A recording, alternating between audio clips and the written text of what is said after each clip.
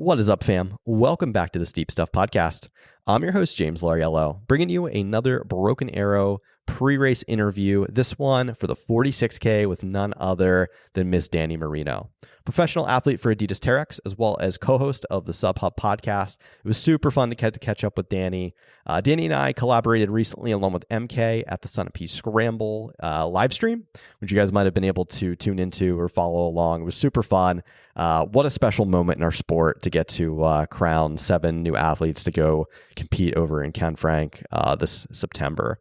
But more about Dani, it was fun getting to just catch up, see where her build has been. I know she's had some bumps in the road as far as injury goes, and it's just been cool to kind of talk about her progression and kind of where she's at now going into this race. As I know, the stoke is probably extremely high, and Dani is kind of poised to knock one out of the park, maybe for a home run for her, which would be kind of cool. We talked about the rest of her plans outside of Broken Arrow. We talked about her goals and plans to go to CCC at the end of the summer. And go race over at CCC, which is pretty cool, which is kind of a big, audacious goal. As Dani has already kind of hit some home runs and had some amazing finishes at OCC. So I think that's that natural progression to go up and see what CCC is all about. We also got a little bit into Broken Arrow and why this race is so special to her. Back in 2018, Dani won the 23K. So as a kind of a new athlete in the sport who had just been kind of sponsored at that time. So it's cool as the race has grown. This was kind of before Broken Arrow is what it is today, as well as Dani. So Dani's kind of had this, amazing progression in the sport, and so has the race itself. So it's cool to kind of follow both of those storylines and those character arcs, which is kind of neat. So guys, I hope you enjoyed this one. It's quite special. It was really fun getting to chat with Dani, and hope to have her back on for a long form interview down the line, hopefully after this race or some point in time during the summer. So without further ado, none other than Miss Dani Marino. Dani Marino, welcome to the Steep Stuff Podcast. How's it going? It's going well. Yeah, I'm super excited to be here. Yeah, We're kind of like a sister-brother podcast, so it's fun. Yeah, I know. It's so cool. I gotta have MK on too. We gotta do collab. I gotta figure out ways to, for collabs in the future. It was so nice. I gotta hand this to you. It was so nice getting to hang out with you guys and chat with you both, and do the commentary for Son of P. I had an absolute blast. It was so much fun. Same. And it was so cool. I was at GoPro Games this past weekend, just a couple days ago. And I had a couple of people come up and just praise us and thank us, and for having people that are really plugged into the sub ultra scene doing the commentating. So that just obviously gave me some feel good feelings. But yeah, that was super, super fun. Not to put you on the spot, I'm just so curious because this is something I've been thinking about a lot. What was your favorite part? I have my direct favorite part, but I'm just curious as to what yours was. Of the commentating? Of the commentary, yeah. That's hard to say. I mean, the races themselves were really cool. I think for me, just, I don't know, maybe hyping up the people, getting ready for the commentary, and it feeling so easy and natural. I thought we did a really good job of filling space with just facts from our head. Yeah. And also just getting to put a face to a voice. I've listened to a handful of your podcasts, and yeah, just teaming up. What about you? And I'm curious. Yeah, no. So it's been sticking with me since we did it, and I was like, I think it was the energy at the end when we got to talk to a few of the athletes after the race. It made me kind of fall back in love with the sport all over again, because I was their excitement level, you could just feel was palpable. Anna Gibson, Ali, and yeah. I think we talked to Taylor after he just had his breakout performance, and you could just see the excitement level on their faces, and they were just starting to figure out what I just did. And then being able to feel that energy and feel their excitement. That I don't know. It was very special. I gotta say, top 5 moments in the entire sport for me, ever. Super cool. So I love that. Yeah. I also will say too, being a commentator, watching the sport, if you watch other sports, when the commentators just get so excited and our kind of group collectiveness of excitement as we realized how the race was happening, I felt we were just out there cheering, Yeah. And I was trying to reel myself on. I'm damn, she looks so good. Let's go. And it's like, wait, you're commentating. Give the people context of what's going on. Yeah, no, it breaks your heart when you don't see folks achieving like the goals that they want to, right? You know, and when it really matters. So yeah, I don't know. Sorry about that. No, I mean, I totally get it. It's hard to kind of be as, sometimes the hardest part is being as objective as possible, like as a commentator, podcast host, etc. Because like you said, like we're in the scene, which is an incredible asset of ours. Like we understand, we have empathy, we've been there, the highs and the lows.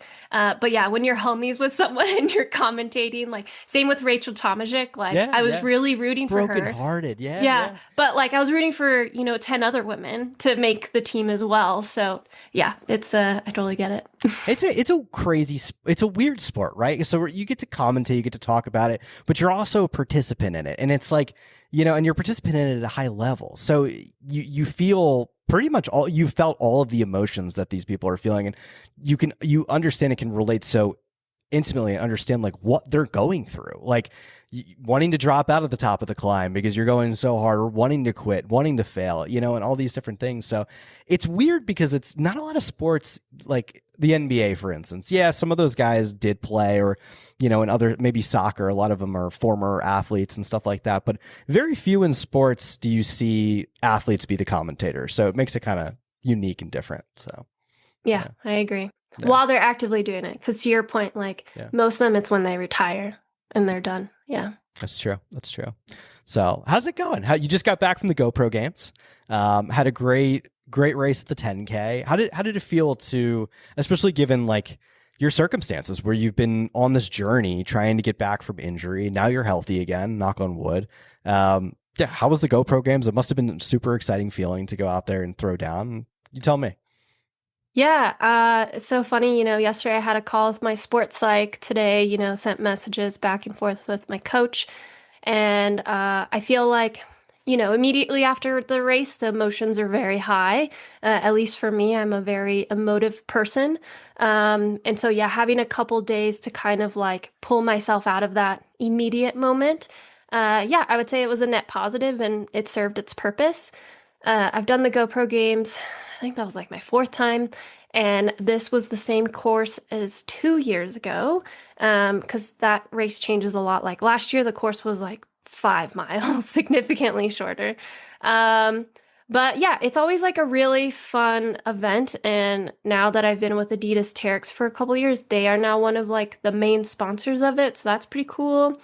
The race itself was like a little chaotic because it's a one loop course. It's a 10K, but they started the 20K, which is the same route, 2 laps, 5 minutes before us. And then halfway through our race, they started the 5K, which shared the last 2 miles as us. So yeah, we were just constantly going around people the entire time, and the emotions got a little heated but hilarious the last 2 miles because Courtney Coppinger, who's been absolutely crushing it, a good friend of mine, we were like trying to race, but like navigate, children and older people and people who have never been on the trails before. And it's just a plethora of like, I'm sorry on the left. Like, I'm sorry on the left.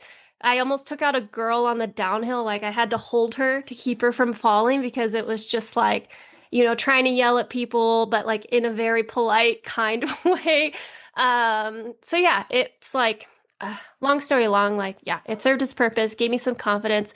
The biggest thing is I've had like a mental block on the downhill. My injury was like a pretty acute traumatic injury, from OCC last year, where I actually like snapped part of my bone off and cracked the bone and partially tore my tendon, on an ankle roll. Oh, wow. And so that like has been a big old like traumatic thing I've been working through. So yeah, having to navigate through people and jump on and off a trail, like a single track, it's not like the most technical, but what makes it difficult is you're trying to run it quite fast. That was a huge like leap forward there. And just coming home, I'm like, I think I'm healed. Like I can run downhill now, which is great. Yeah, that was kind of a long-winded answer, but No, I appreciate it. It's crazy because like sometimes you just got to do the darn thing, and it's like it removes whether it's a mental block or whether you have this skepticism about the physicality and ability. And sometimes you just go and do it, and you're like, oh, I can do this, or I can't.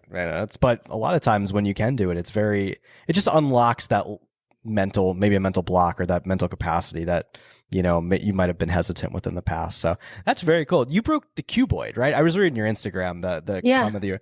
Where is that bone in the foot? Like, can you help like understand? Like, because I've never heard of the cuboid before. It's kind of unique. Yeah, it's a very rare fracture. They call it the nutcracker fracture, and it typically happens in like car accidents because of the pressure of the car hitting it. But it's like this big bone between like basically like your talus and then the start of your metatarsals on the outer part. So it was my left foot, so it was like the outer left. And just with the way that my ankle kind of like I basically like clipped my big toe and it rolled out and forward. Okay. It like somehow like the metatarsals and the talus pushed it together and then it cracked. But the thing that I learned later was simultaneously my peroneus longus had also ripped a part of the sheath of the cuboid off as well. And that's actually what took longer to heal. Wow. And you knew you immediately did it? Like, were you like in agonizing pain, or was it something you tried to run through, or?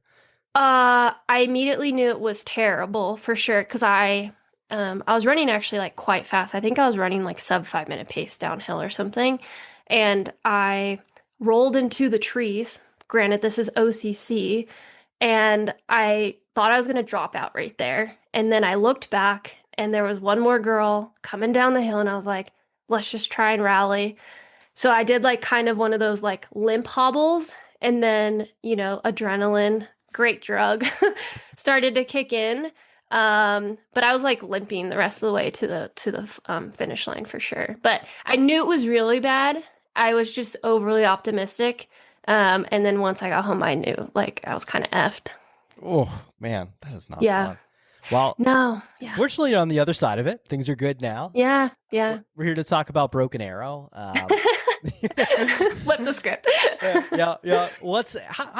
I mean, you've had a lot of history with this race. I feel like when you were very young in your career, you won the 23K, which was such a, like, I mean, this was one before Broken Arrow. It was like as Broken Arrow was in the process of coming up, right? Almost like it was very important for your career to go win. And you had an amazing finish last year in 2024 as well. Like, this is a very centered race to your story, especially living not too far. Like you're in Mammoth Lakes. Like, maybe talk about the importance of Broken Arrow to you and kind of like how centered it is to your story. Yeah, the first year I did it, I think I had just gotten sponsored, maybe like earlier that year. And simultaneously, like I had just started trail running too. Like I got sponsored pretty early on.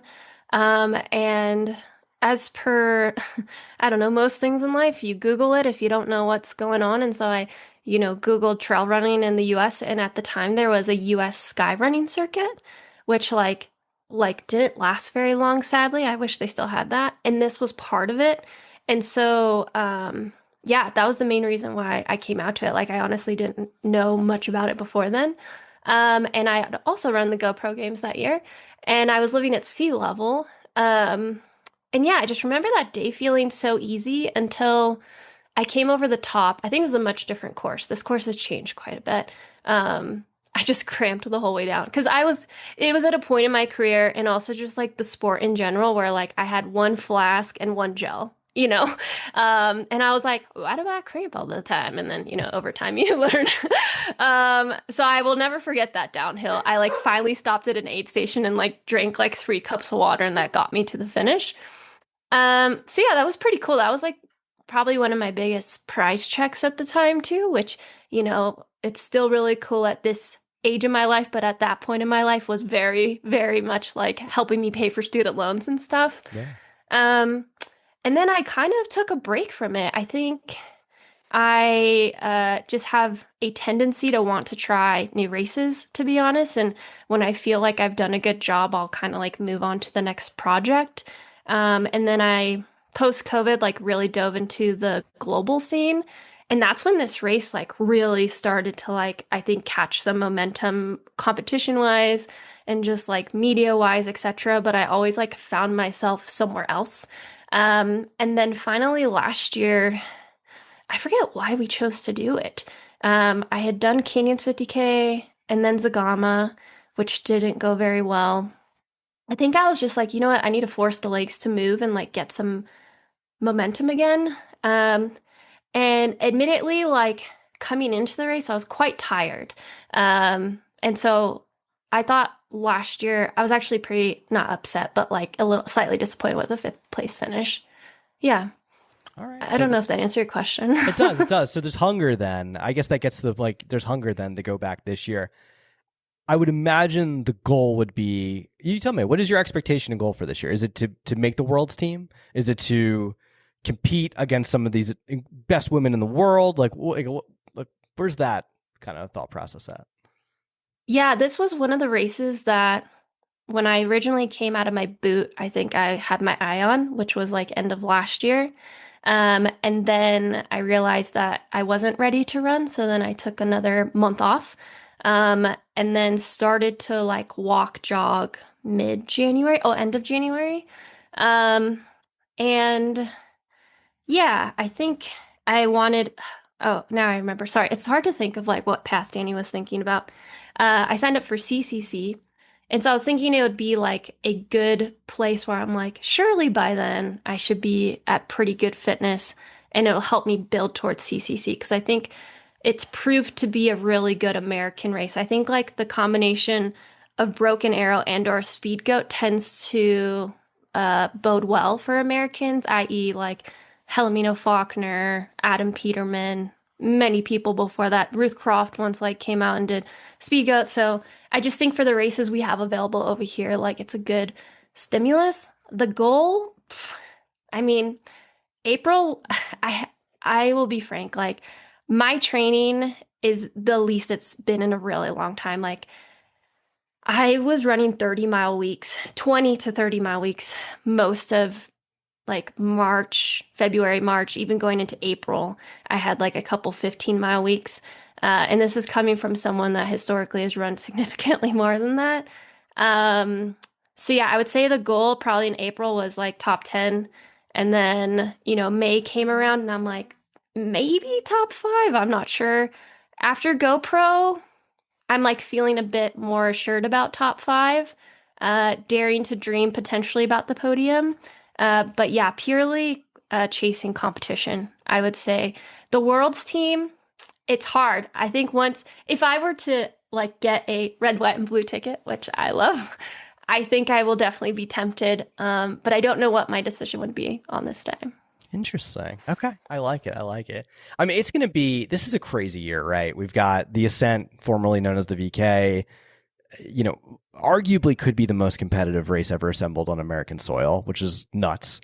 Obviously the 23K is a Golden Trail Series race and the 46K is a selection race. So more eyes will be on this race than ever before. And I wonder like what, I don't know, like does that do anything for nerves? Does that make you nervous with all these people out there and all these things, like, given that you've raced on some of the biggest stages on the planet now? Or is it just another day at the office for you? Like what's your thought on that? Yeah, I would say, it's a mix of feelings. Like I mostly get excited about fields like this. Um, Admittedly, it feels a little bittersweet though, because I am at heart, I would say mostly a realist with like a sprinkle of optimism. And then usually as I get closer to a race day, the optimism shifts to be the majority.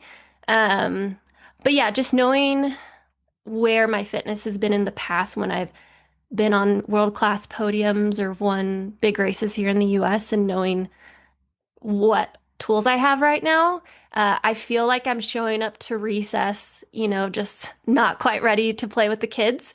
And I, at heart, am like, I just love competing. Like, I think it's so fun. And it's like kind of a game to me. It's very playful. So yeah, I would say it's like bittersweet and excitement for sure. Cause this is a really good field. Like, this is the type of field that like I normally get really, really, really amped up, which I feel that, but I'm like, damn, but when the move goes, like how am I going to feel? And I think that's the part where my brain is kind of like being tickled a bit. The thing I like about this course, the 46K particularly, is it's two laps around. It's 2 loops, right? Yeah. So it's not just one loop, right? Whereas one loop, you can make less mistakes. So I'm an optimist. I'm a serial optimist as well. I think about this, and with 2 loops, there's usually opportunity. Like it changes the dynamic, right? It's almost like Sunapee, where the person leading the first lap might not be the person winning the race. Like epic blowups occur, and historically have occurred at Broken Arrow. We've seen quite a few of them.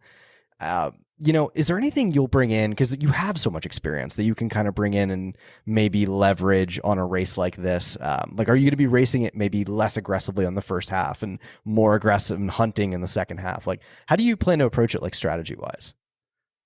When is this episode coming out? Maybe that'll Next week sometime. I don't know, something like that. Okay. Seeing how much into detail I should go. Oh no, you can. I'll keep it. I'll get it like a couple days before. So keep it Okay. middle detail.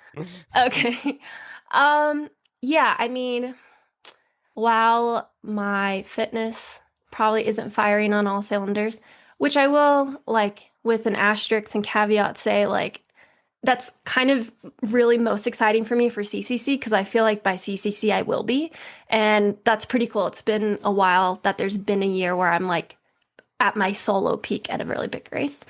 With that being said, like, I do take a lot of pride in my ability to like be a tactician in races. Like, I'm very good at closing. So, thinking back to a plethora of races, but like 2022 alone, like Mont Blanc, I moved from 10th to 3rd in the last like hour and a half. OCC, the same thing. I moved from, I think it was like 15th to 3rd in like the second half of the race. And so, yeah, with the 2 loops, I am a person who's very excited about the 2 loops. And I feel like I'm going to do the best with I got, like, fitness, but I think tactically wise, like, I'm going to run to my strengths, and I am a hunter. With that being said, like, if there's a window where I think the race would benefit me for me to take the lead, then I'm not scared to do that. I think it's a great way to say it. Now, and I think it's funny you say that, tactician. The more I get into this and more I like get more obsessed with the sport, I start to think of like different people and the way they approach, like maybe their racing approaches. I always like refer it back to like race IQ in a lot of ways. Like you see some people just like go out so aggressive and it's like holding on for dear life. And it's like some people can get away with that.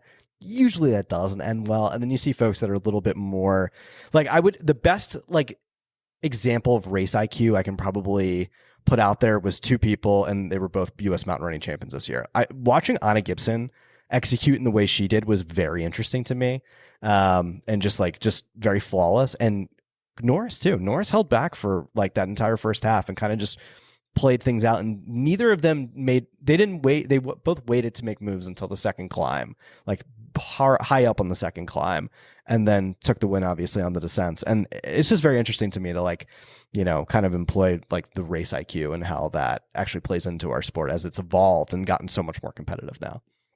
Yeah, it's definitely becoming more interesting. I think there is like a brash and boldness that has historically been very rewarding to the person who is most bold.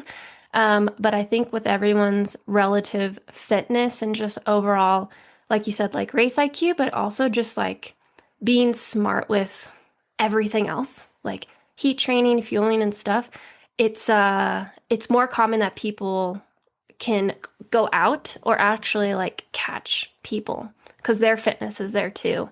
But yeah, it's interesting because yeah, sometimes I to do everything, honestly. And I think Mammoth Trail Fest 2024, I went out pretty aggressive and still ended up second, and that was new for me. I was like, I guess I'll just try this. I have nothing to lose.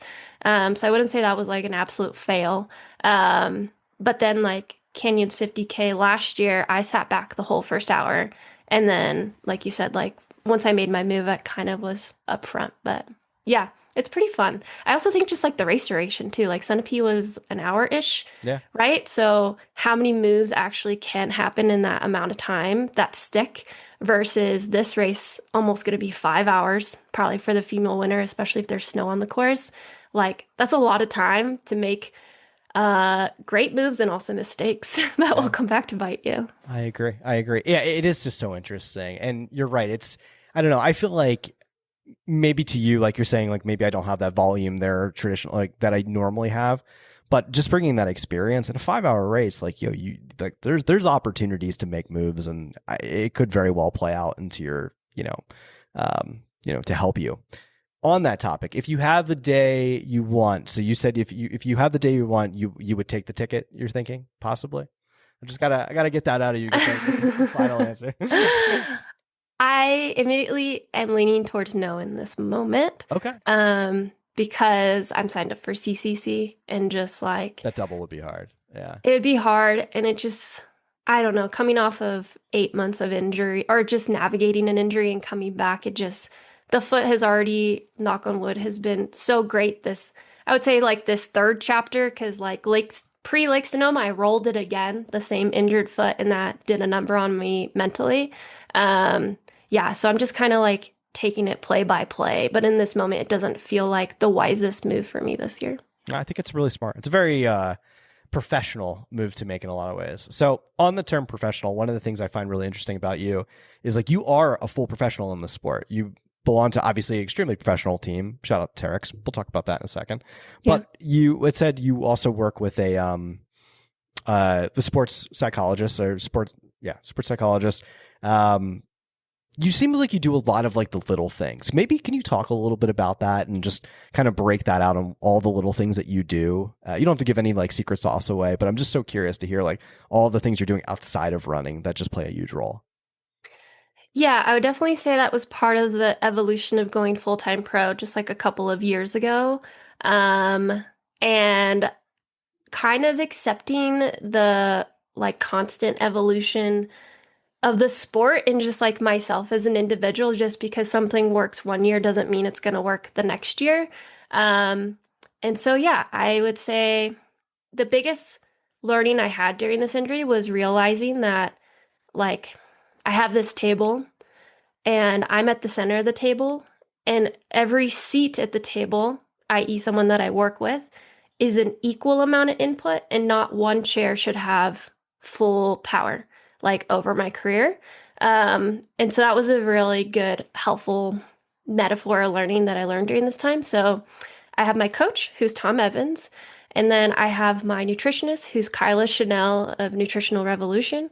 And then I have my sports psych. His name is Kai, and Adidas Terrex being as awesome as they are, that's like a built-in resource for us. And then I have my strength coach, who's actually my sister, which is really cool. She's like one of the smartest people I've ever met. So yeah, I have those four things. And then I have also a massage therapist, Michelle, in town here. And this is like weekly things. My chiro, Amy, she's in town. I see her at least every other week. Michelle, I see twice a week right now, which is awesome for shorter appointments.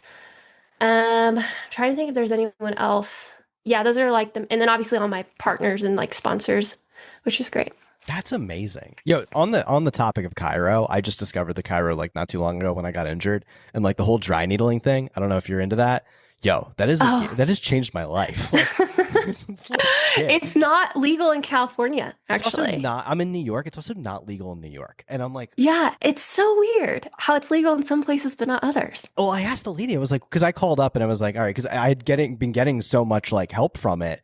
I call up like a person that like they're quoted on their website that it's acupuncture, which I thought was the same thing. Not the same thing. Not the same thing. Not the same thing. She's like, it's illegal, but it couldn't give me an answer why. So yeah, it's a little bit of a bummer, but the chiro is, gotta say hands down, the chiropractic work. Actually, yeah, and there's some not great chiros. I will say that I've had some not good experiences, but my chiro here in Mammoth, like she is just incredible, like incredibly intuitive. Like I'll walk in and she'll be like, "Are you on your period?" I'm like, "How did you know that?" Like she's like, "Oh, you look swollen here, and like your bones aren't blah blah blah." I'm like, "Okay, whatever." Like that's cool.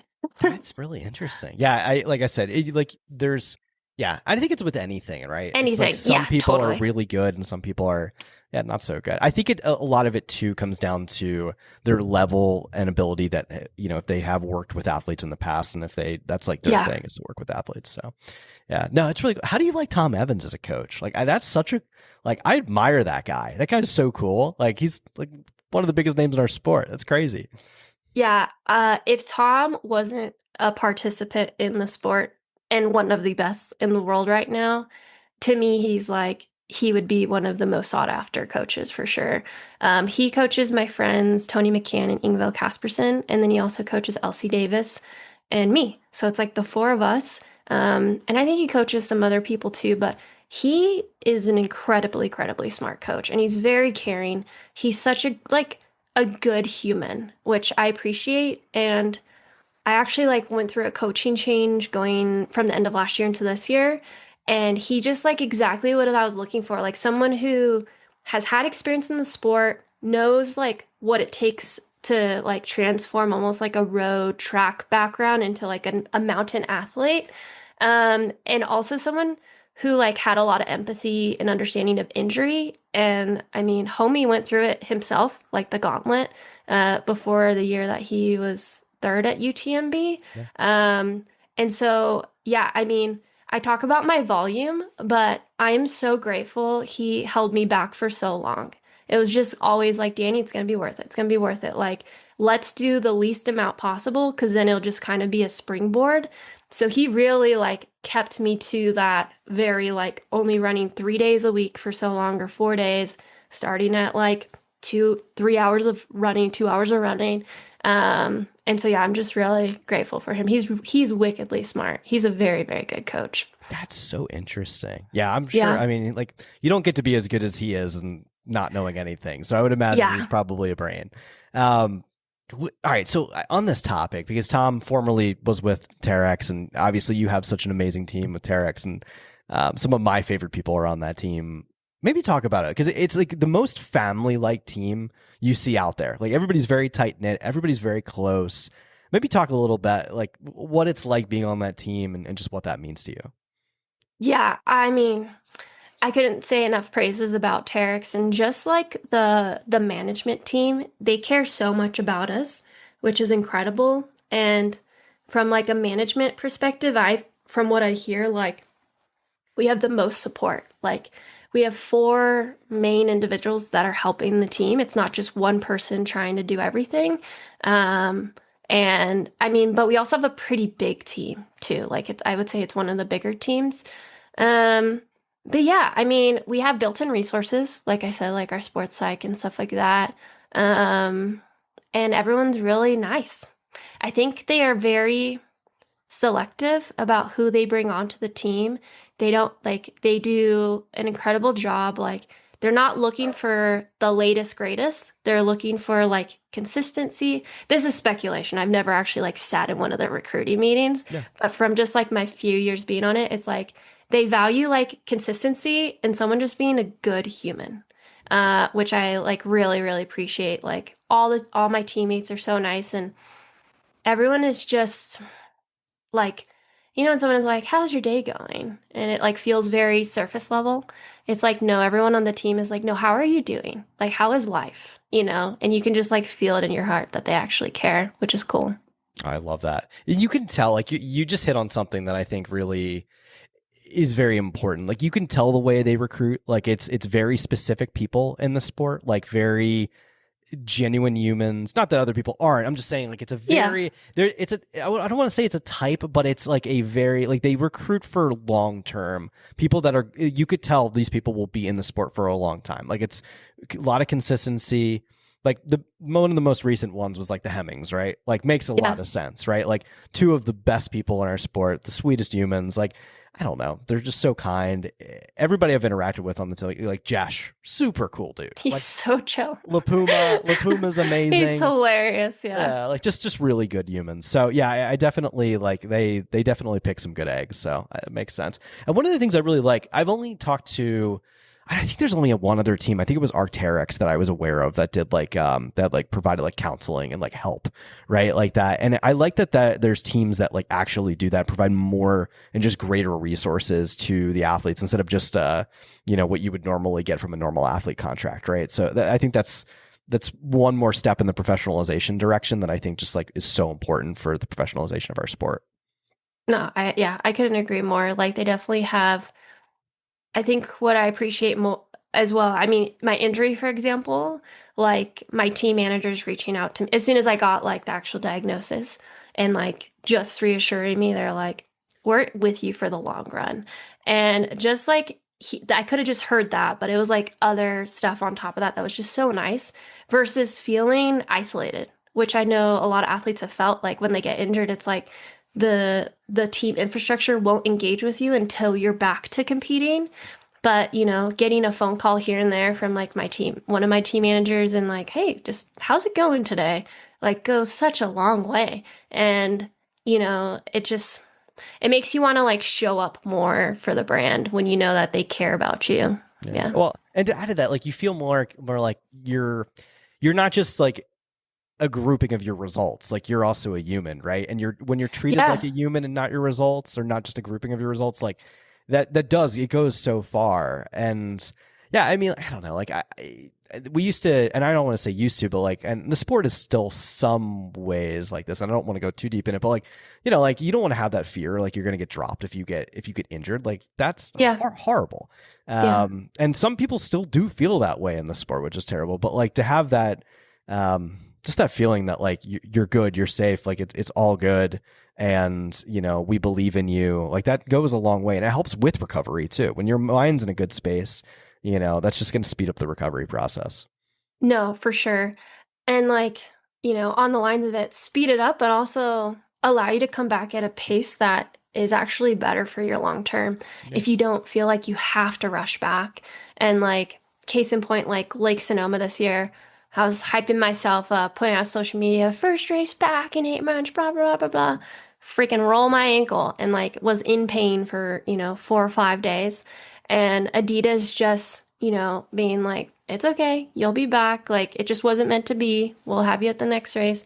So happy you're still doing like this women's project and stuff like that.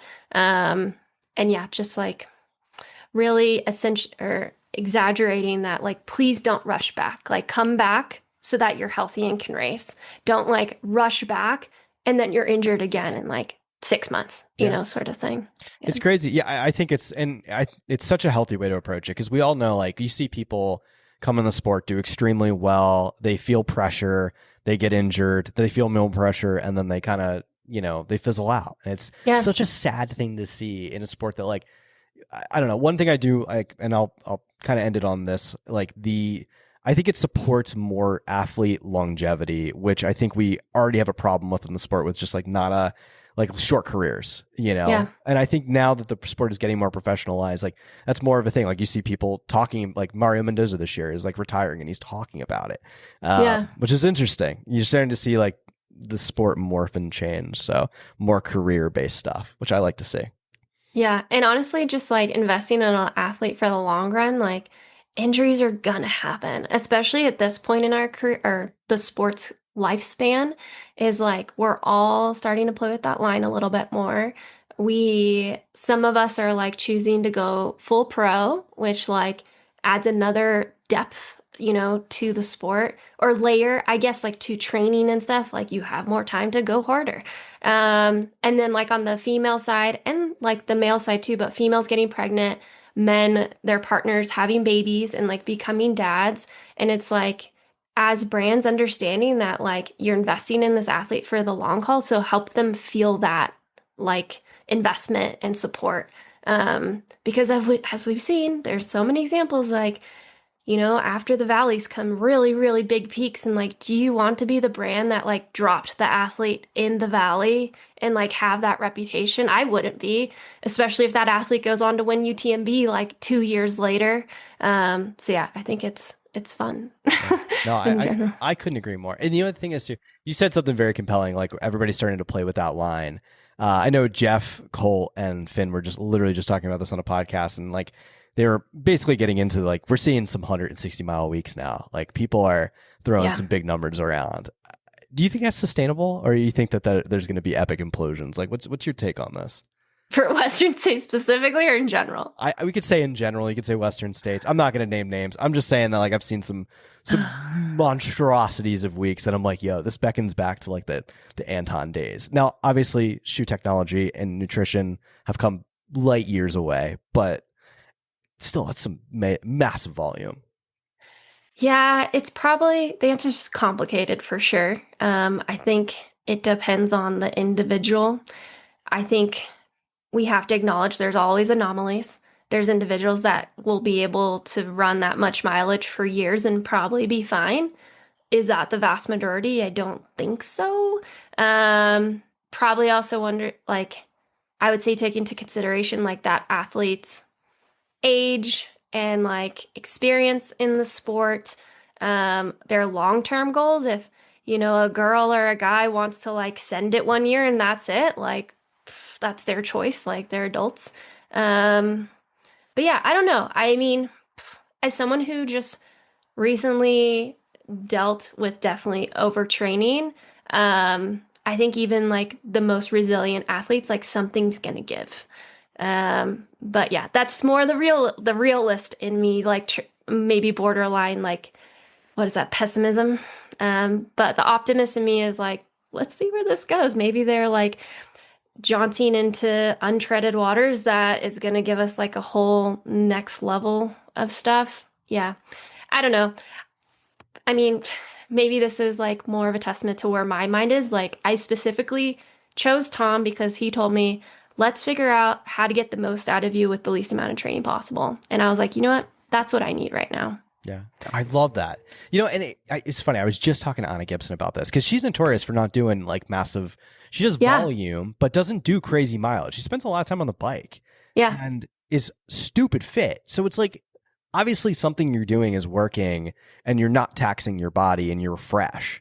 So yeah, I don't know. I tend to fall in the lesser mileage camp. Like you could do a lot of work on the bike and cross training, and obviously do your running workouts, but you don't have to do stupid running volume to get insanely fit. I definitely fall into that camp more than I do with the high mileage. Like my body just falls apart. Yeah. I think it's maybe a time and place would be like the most, what's that called? Wow. Non-polarizing answer Yeah. is because like, I don't know, if I was running Western states, I feel like, and it was my first go, I wouldn't be scared to run 100-mile weeks. Anything more than that, I think I might get a little scared, but that's based off of my personal experience. So yeah, maybe time and place. So interesting. What a sport. Yeah, one more thing I will say though, MK Sullivan, my homie, she just reminded me, because this was going into GoPro. I'm like, I have no idea how I'm going to do in this race. And she reminded me of Meb, who made the Olympic trial or the Olympic team at like 40 or something. And she said there's like a famous quote or something of him of like, how did you do this at 40? And he's like, I run way slower and way less, which I don't know. That's kind of cool. I think there's something to it. MK. Yeah. I like that. Yeah. All right. Game day shoe. What are you rocking for a Broken Arrow? I can probably guess, but you tell me. Well, this is funny because I got my injury in the ASU. And so I put that shoe in the back of my closet for a long time. I was like, I'm not going to touch that shoe for a very long time. GoPro Games, morning of, admittedly, like I was a little shooken up the morning of. I'm like, what shoe am I going to wear? And so I just put the ASUs and left my hotel room. I was like, decision made. Let's just do it again, and like if I get scared at any point, just back off. That's it. Because I really, really have not worn those shoes much. Now that I've worn them again and I was completely fine, yeah, that's what I'm going with for sure. I think it's a great choice. I mean, I have heard from people that like you're giving yourself a disservice not wearing that shoe because it's that good. So I have never tried them. I'm a pretty GoPro guy, but one of these days I might have to strap on a pair just to see like what it's all about because the hype seems legit. The hype is real. They're a crazy shoe. It just takes some getting used to depending on your background, which it took me a really long time. I would say I'm like old school camp for sure when it comes to shoes. Even like road carbon, I was so behind that curve. I was like, not touching those. And then once I touched them, I was like, shit, like Yeah. I should have done this sooner. This is crazy. I got my first pair of carbon shoes this year, and I feel the same way. I was like, Yeah. this is no joke. Like, it's especially at altitude because you're a mammoth, so like, yeah, I don't know. I just feel like it's the great equalizer at altitude. It helps a ton. Like Yeah. I don't know, it helps a ton. How do you like Mammoth? Is that a cool place to train and live? Mammoth is amazing. I love Mammoth. I feel like so there's a great community here. There's a lot of things I love about it. First, the community. There's a bunch of shredders who would never care to sign up for a race, and I just like love that balance. I'm someone who has learned to love my competitive side, but there's been times where I have felt othered, because I'm like, well, I want to sign up for a race. Why wouldn't you sign up for a race, But here it's like they make me feel loved for that, and I love them for who they are too. And so yeah, it's just a really, really cool mountain town. It is small. I mean, there's less than 9,000 people here. Oh wow. So like if you don't like small towns, this isn't for you. And then the terrain is just world class. Like I can see why Tim Tolfson has been up here for so long, and we have snow, obviously, but you can drive down to like 5,000 feet in 30 minutes, which is incredible. And there's no traffic here, which is really nice. That's not bad, especially for being in California. Like that, when you could say there's no traffic, that's a rare thing to be able to say. So. It's very rare. The only thing is there's not really a good food scene here at all. But it's like something to look forward to when you leave town. You're like, oh, can't wait to have some good food. Yeah. What's the airport situation like? Is it easy for you to get out to races and stuff like that? Or is it always like living in Jackson where you got to take 16 flights to get here, there, and the other? We have to drive 3 hours to Reno. Okay. Essentially. It's not terrible. It's not terrible. It depends on like when you're leaving. Sometimes you have to wake up at like 3 if it's a morning flight. Or if you get in late, like that's a rough drive home. We do have the Bishop Airport and Mammoth Airport too that are both really small. Bishop is money. I hope they like make that year round, but it's not because it connects to SFO. Okay. And then SFO connects to everything. Yeah. But like, for example, I think it ends like 2 days before I get back from CCC, which is like such a bummer. And the windows are very small. In the winter, it's great, but yeah, the rest of the year is kind of a bummer. Wow. And there's only one flight a day. That's the other thing. So if you're connecting somewhere, it leaves at like 10. So you could potentially miss the big connection to somewhere international. Interesting. All right. So I kind of like the idea of it because it seems like it's just far enough away from everything to where you're kind of like in your own bubble and like tucked away, but also you can get out to go do things. It's not like silver. You're definitely in a bubble for sure. And there's not a lot of people here. So if you I like it because you just like run and you don't see anyone for hours. And that's coming from someone who actually is like a pretty extroverted person, but it's just kind of nice. Because it's like me, Rod Farvard, Tim Tolfson, and Katie Asmuth are like the pros in town, which could, based on the population, it's pretty good. That's like four people. Yeah. And Tim is actually south by 20 minutes. Yeah. Oh, Tim's not technical. He's like not Mammoth. He's in Crowley. Yeah. Oh, wow. Shout out to Tim. The reason I ask is I'm going out there. I'm supposed to pace a buddy at that 200-mile race this summer. Oh, nice. He's actually Michelino Sinceri's brother, and he's a good friend of mine. And yeah, I'm like excited to see it because I've always wanted to put like Mammoth Trail Fest on the list, but it's usually I'm on the board of Pikes, so like it's always usually the same weekend as Pikes, so it like kind of conflicts. I just have not gotten out to see it, so yeah, this year will be cool. Late September to go see what it's all about. And well, you like really techie stuff, right? Mixed. I don't know. Okay. I like my bread and butter. Like I love like the Cirque Series races and like the mountain classics and stuff like that. But I'm open to anything. I don't care. Okay. Well, you should definitely come out before or like stay after because September is my favorite month here. It is so nice. And yeah, I think you'll just kind of be blown away by the trails. They're incredible. It's wilderness and national forest. Yosemite is like 20 minutes from us. You could get on the JMT like in 10 minutes, depending on like where you're entering. Obviously some passes are longer, but it's like just wilderness after wilderness. It's super cool. Oh, wow. Yeah, I'm excited to see it. I haven't really played like in the mountains. I've been out for Broken Arrow 1 year and that was it. So yeah, I'm definitely excited to go back and like see what just the Sierra is all about and kind of play around. So yeah. Nice. One last thing before we get going, CCC. You must be so excited for that. That's That's a long way to go. That's a serious race right there. Yeah, it's like I think I finally have wrapped my head around that I am gonna do it, and I think I'll be fit by then. Like just based on how these steps and leaps are feeling since starting to run again. Um, yeah, I mean, it honestly, there was a couple moments I would say this spring where I was like, should I drop back down? Because I feel like I have this personal vendetta with OCC. It's like podium first year, super sick, sixth place with a broken foot.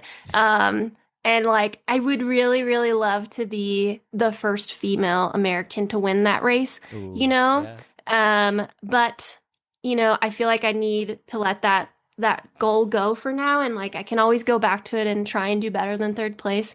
And so yeah, that is one of my I think good qualities, and also kind of qualities that holds me back is like I'll get really fixated on a goal.